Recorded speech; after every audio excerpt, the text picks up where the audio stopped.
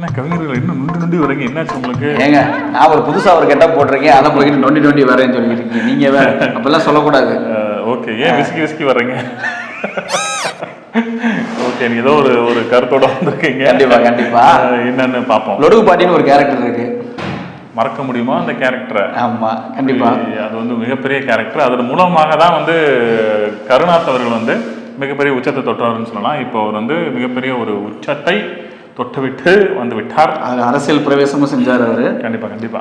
சரியா? அது எதுக்கு என்ன சம்பந்தம் கவிஞர்களே? என்ன அதுக்கு ஒரு சம்பந்தம் இருக்குது, சொல்லுங்க. ஆமா கவிஞர்களே, அதாவது நேற்று நடந்த திமுக மேடையில வந்து கருணாஸ் அவர் சொல்லியிருக்காரு, என்னோட தந்தை பெயர் கருணாநிதி அப்படின்னு சொல்லியிருக்காரு. ஸோ கிட்டத்தட்ட வந்து நல்ல கொடுமையை பார்த்தீங்களா?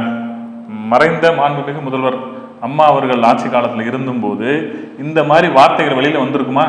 கருநாஸ்க்கு நாஸ் பூனை தான், பால் ஊத்துனா வரும் போகும், கருநாஸ்.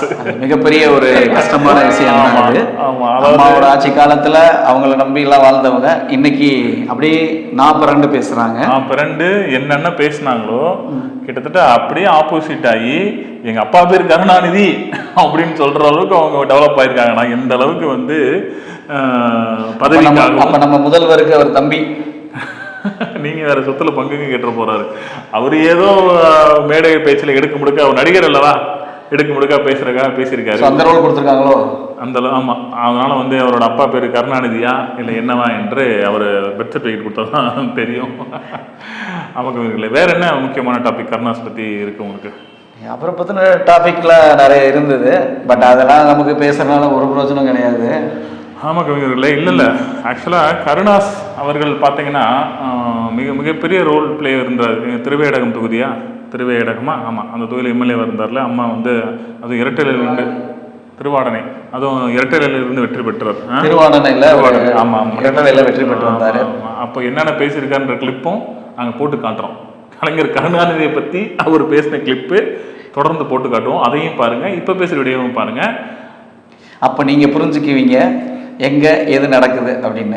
ஆமாம், இதுதான் உலகம். எதுக்கு இவ்வளோ அடி போடுறதுன்னு தெரில. சீட்டு கேட்பாரு மறுபடியும் இருக்கலாம், மாற்றங்கள் நடைபெறுவது அரசியல் சகஜம் தானே. ஆனால் கவிஞர் இல்லையா, அவரோட கட்சியிலேருந்து அவரை நீக்கிட்டதான் தகவல் வருது. இப்போ எந்த கட்சியில் இருக்காருன்னு தெரியும், அது அவர்கிட்ட தான் கேட்கணும். அடுத்த பேட்டியில் அவர்கிட்ட நம்மளே போய் கேட்டு வருவோம். கண்டிப்பாக. கருணாஸ் அவர்கள் கரு நாஸ், அவருக்கு புது பெயர் நாஸ் என்றால் பூனை, பால் ஊத்துனா வந்து குடிக்கும். அதுதான். அது இந்த இடத்துல பாலை தூக்கிட்டு பதவி பணத்தை போட்டால் கரெக்டாக இருக்கும். சூப்பர்.